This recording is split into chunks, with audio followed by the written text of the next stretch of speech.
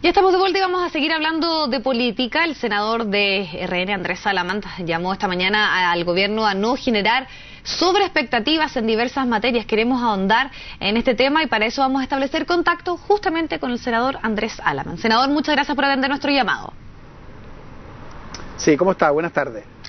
Senador, al hablar de sobreexpectativas y además hacer una comparación con lo sucedido en la administración de Sebastián Piñera, con este eslogan del gobierno de excelencia, ¿no cree que es muy pronto para hacer esta comparación cuando estamos solo a días de la primera cuenta pública de la presidenta Michelle Bachelet? Mire, mi argumento es muy simple. Yo creo que siempre es malo para todos los gobiernos generar sobreexpectativas, porque en definitiva esas son promesas que a veces resultan muy difíciles de cumplir y finalmente todo eso se expresa en un deterioro de la actividad política y del prestigio de las propias autoridades. Por ejemplo, ahora que estamos entrando de lleno al debate educacional, hay mucha gente que considera o que cree, a partir de las promesas que se han hecho, de las formas en que se repiten muchas veces las expresiones, de que la educación tanto universitaria como general va a ser gratuita y de calidad aquí y ahora. Y la verdad de las cosas es que eso no va a ser así, ni aún en las proyecciones del propio gobierno. Entonces yo creo que siempre los gobiernos tienen que ser cautos en términos de generar sobreexpectativas por la razón que acabo de señalar. Ahora, tal vez no hay un error ahí en la lectura que se hace porque siempre se ha hablado de una gratuidad gradual y en esto también me gustaría saber, con respecto al tono del cual se ha hablado muchísimo, de la desinformación, usted criticó las formas que ha utilizado el ministro Izaguirre, pero usted también ayer hablaba de un maracanazo, de que finalmente esto iba a terminar en un fracaso por parte de la administración Bachelet. ¿No va un poco en la misma línea utilizar estas terminologías? De ninguna manera, Viviana, son cosas completamente distintas. Mire, el ministro de Educación, Nicolás Izaguirre, en concreto, ¿qué es lo que dijo esta semana? Dijo que el sistema educacional chileno funcionaba sobre la base de sostenedores que se dedicaban a embaucar a los padres y apoderados, que los padres apoderados eran unos incautos, que en definitiva ellos elegían fundamentalmente los colegios de la educación particular subvencionada, le cito casi textualmente, para que sus niños fueran a colegios donde el color del pelo fuera un poquitito más claro. Después habló de ignorancia cultural. En definitiva, una descalificación al voleo de la gran mayoría de padres y apoderados chilenos. Estamos hablando de 1.800.000 estudiantes que legítimamente han optado por una educación particular subvencionada. Entonces, uno se pregunta, ¿qué sentido tiene al inicio de un debate educacional descalificar de esa manera a los padres y apoderados que han optado por una de las opciones legítimas que existe hoy día en Chile? Yo no considero que eso sea razonable. Y cuando yo aludí al maracanazo, simplemente hice ver lo que yo creo va a ocurrir. Si el gobierno persevera en este esquema de descalificación y concreta, por lo menos desde el punto de vista legislativo, Viviana, lo que está anunciando en materia educacional, se va a encontrar con un enorme rechazo de la ciudadanía. Porque fíjese lo que se está proponiendo. Se está proponiendo, primero, terminar con la educación particular subvencionada, que es la opción preferente de los padres y apoderados en Chile. Segundo, prohibir que los padres puedan aportar para obtener una mejor educación para sus hijos. Y en tercer lugar, que en vez de que los padres hoy día puedan elegir el colegio de sus hijos, se establezca un sistema centralizado donde sea el Ministerio de Educación el que asigne a los alumnos a este o a este otro colegio. Esas tres orientaciones son equivocadas, afectan la libertad de enseñanza, no aportan calidad al sistema y yo pienso van a ser muy resistidas por la mayoría de los padres y apoderados y en general por la ciudadanía. Senador, pero sí hay un diagnóstico claro, que es que la educación particular subvencionado está bastante al debe, hay resultados que no son muy buenos y finalmente la gran pregunta es cómo se avanza. Usted cuestiona obviamente estos cambios que se quieren hacer cuando justamente se argumenta que este copago o este tema produce una selección que tiene que ver con cuánto pueden pagar los padres para ver a qué colegios envían a sus hijos y que de por sí eso ya segrega y eso ya discrimina. ¿Cómo se debiese avanzar cuando al parecer también lo más probable es que se vayan a ir implementando esos cambios, pensando también en las mayores mayoría con que cuenta la nueva mayoría, valga la redundancia, en el Parlamento para ir avanzando en estos proyectos que además son claves. Mire, pero vamos por parte. En general, yo creo que hay que fortalecer la educación pública, pero la clave es hacerlo sin matar a la educación particular subvencionada. Si usted dice, mire, es que la educación particular subvencionada está al debe. Bueno, mi respuesta sería entonces la siguiente. Si eso es así, ¿por qué durante los últimos 10 años, sistemáticamente los padres y apoderados, voluntariamente, sin que nadie los obligue, se han ido moviendo desde la educación municipal a la educación particular subvencionada? Claro, según el ministro Izaguirre, es porque son incautos o porque son ignorantes. Yo francamente no creo que eso sea así. Creo que ellos ven en la educación particular subvencionada una opción válida para sus hijos. Y fíjese el tema del financiamiento compartido. A ver, en Chile tiene 360 comunas. Hay 180 comunas donde no hay colegios que tengan financiamiento compartido. Y después veamos qué es lo que pasa en las 180 comunas que sí tienen.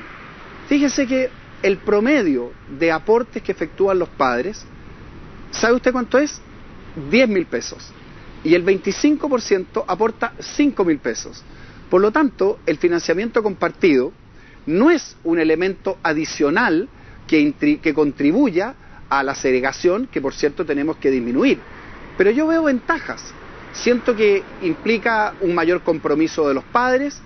Creo que además eso permite allegar recursos al sistema y sobre todo permite que haya mayor diversidad de proyectos educativos. Entonces, senador, con esto del financiamiento compartido hay más bien un slogan que un razonamiento. Senador, claro, ese es un punto que tiene que ver con la postura que tiene gran parte, podríamos decir, de la oposición con el financiamiento compartido en esta materia. Pero también lo que está buscando la administración de Michelle Bachelet es un poco generar, podríamos decir, consensos que vayan más allá. Buscan votos de los independientes, también de algunas otras personas, por ejemplo, de Amplitud. En otros temas, por ejemplo, como el tema del fin al lucro, el fin a la selección, ¿cuál es su postura cuando justamente se va a ir a buscar esas voces desde la oposición que puedan tener una cierta coincidencia? El proyecto de ley en esas materias, ¿a usted qué le parece? Mire, lo vamos a conocer mañana, pero yo le señalo desde ya, y siendo yo una persona que, por ejemplo, en materia tributaria, he manifestado en todos los tonos que estoy absolutamente abierto a buscar entendimientos, que por lo demás es lo que voy a seguir haciendo. Las 3 orientaciones que se supone se van a anunciar mañana, cuando se destape, ¿no es así?, la reforma educacional, las 3 son equivocadas.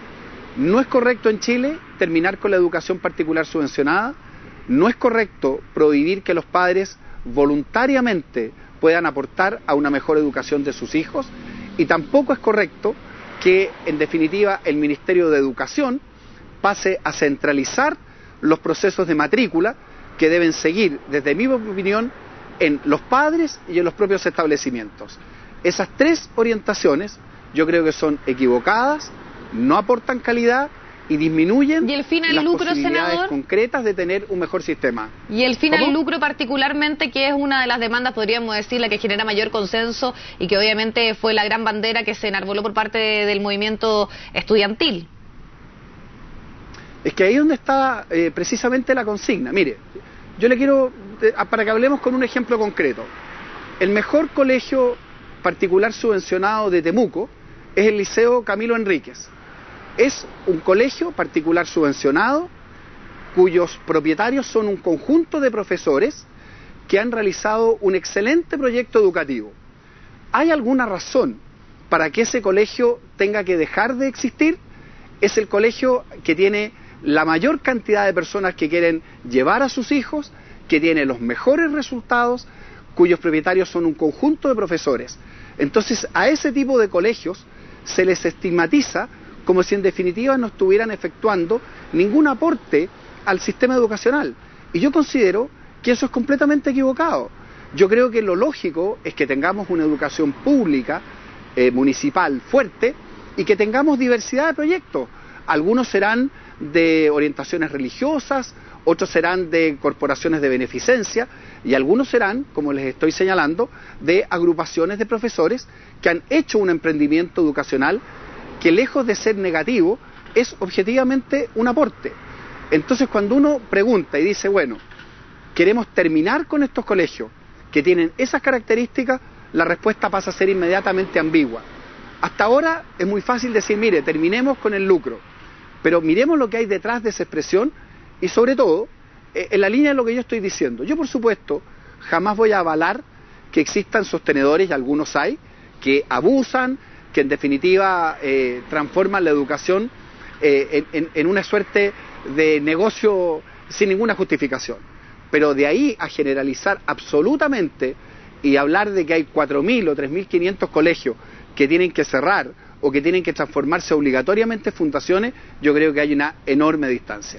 Senador, y para finalizar, ¿cuál debiese ser el rol y obviamente pensando en las divisiones que hay actualmente en la oposición con respecto a todos estos proyectos que se van a enviar? Hemos visto posturas distintas, hemos visto una oposición que está bastante dividida, hay cuestionamientos también a su figura particularmente, de señalar que están teniendo más bien una necesidad de estar en la primera tribuna y no defender, por ejemplo, lo hecho por la administración anterior, voces críticas también. ¿De qué forma se podría lograr la unidad de la oposición en estos temas si es que finalmente hay tanta división interna?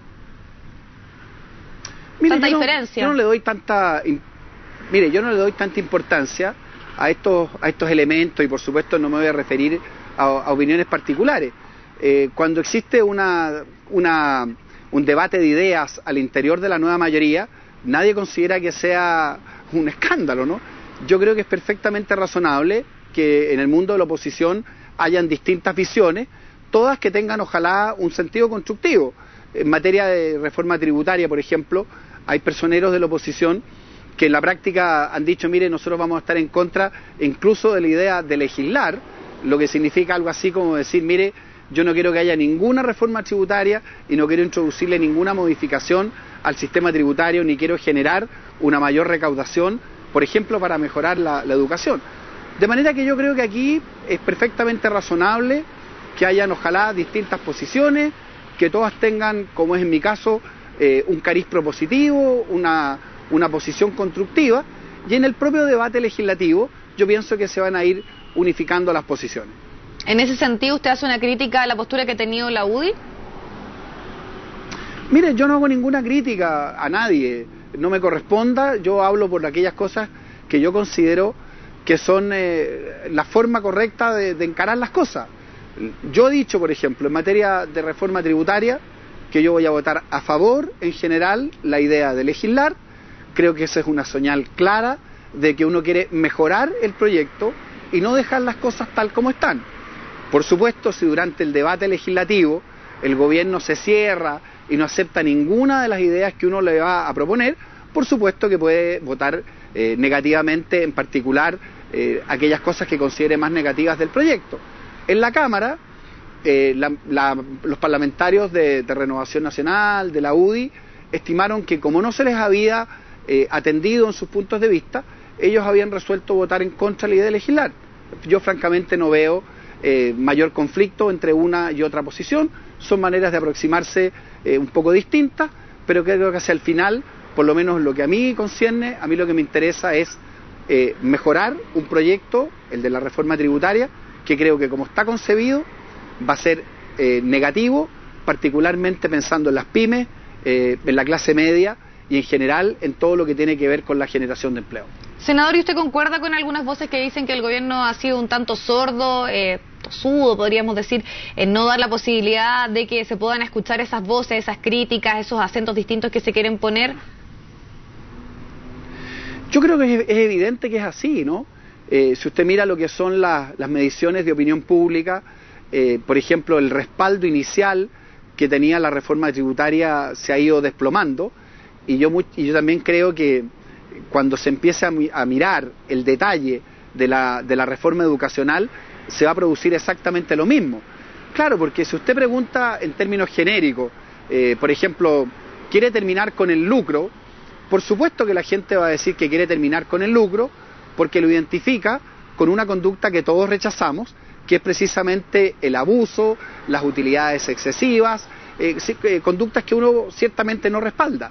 Pero si a la misma gente que usted le hace esa pregunta le dice, mire, y usted quiere que el colegio particular subvencionado al que usted envía a sus hijos y al cual usted voluntariamente efectúa aportes para tener una mejor educación, ese colegio termine, se cierre, o que ahora, en vez de que usted pueda elegir el colegio al que va a mandar a sus niños, fíjese que ese proceso lo va a hacer el Ministerio de Educación centralizadamente en una especie de tómbola donde le van a decir, mire, su hijo va a este colegio o a este otro sin siquiera que usted haya expresado una opinión. Yo creo que cuando las cosas se empiezan a mirar en detalle y dejamos los eslogans o dejamos las frases de campaña, la gente muchas veces ve las cosas en forma diferente. Senador, pero en ese punto... convencido. Sí, en ese punto usted lo está ejemplificando en un tema puntual que tiene que ver con la educación.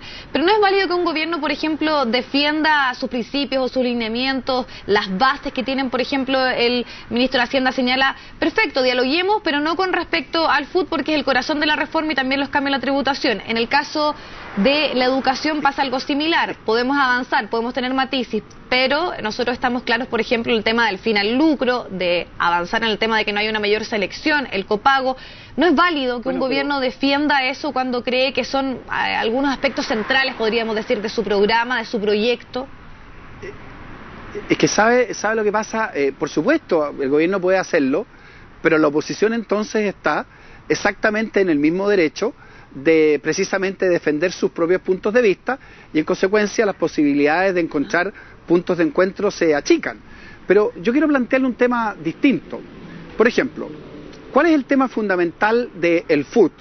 El tema fundamental del FUT es el siguiente: ¿necesita o no necesita el sistema tributario chileno un mecanismo que incentive las inversiones? Si se llama FUT, si no se llama FUT, si se llama de esta manera o si se llama de esta otra manera, no es el tema de fondo. Cuando el ministro dice, mire, al FUT ni sí ni no, o no, sea, no se cambia una sílaba de lo que se ha dicho, lo que hace, en definitiva, es, desde mi punto de vista, es simplificar la discusión. El tema no es cómo se llama el mecanismo. El tema es, necesitamos, por ejemplo, que las pequeñas y medianas empresas tengan un mecanismo que les permita precisamente reinvertir sus utilidades, precisamente para generar empleo y crecer. Si uno dice sí, entonces tiene que estar dispuesto a buscar distintas alternativas. Si uno dice que no, entonces por supuesto no hay ninguna alternativa que valga. Yo creo que el gobierno se cierra anticipadamente porque en el fondo, sin discutir el objetivo final que tienen que tener las propuestas, se queda como quien dice en el nombre. Entonces usted dice, mire, el lucro, ya hemos visto, yo le he demostrado que en educación hay emprendimientos privados que son positivos, que no discriminan, que no segregan, que aportan calidad. Entonces, la pregunta es, ¿qué queremos? ¿Queremos tener un sistema educacional donde haya un 10% de colegios particulares pagados para la gente de mayores recursos y el 90% restante que sean todos colegios estatales municipales, o por el contrario, queremos que haya una diversidad de establecimientos educacionales? Entonces, claro, si uno discute sobre la base de las consignas o discute sobre la base de las frases hechas, el resultado es uno. Pero si uno va al fondo de los temas, muchas veces el resultado puede ser distinto, que es por lo demás lo que a mí me interesa. A mí lo que me interesa es que tengamos un sistema educacional que tenga mayor calidad, que tenga mucho menor segregación y que le dé las amplias oportunidades que hoy día los estudiantes no están teniendo. Perfecto, pero, senador, por ejemplo... le queremos agradecer en razón del tiempo. Obviamente hay muchos temas que son interesantes de debatir, pero tenemos que ir avanzando. Le agradecemos muchísimo la posibilidad de conversar de todos estos temas. Bueno, muy bien, muchas gracias. Buenas tardes.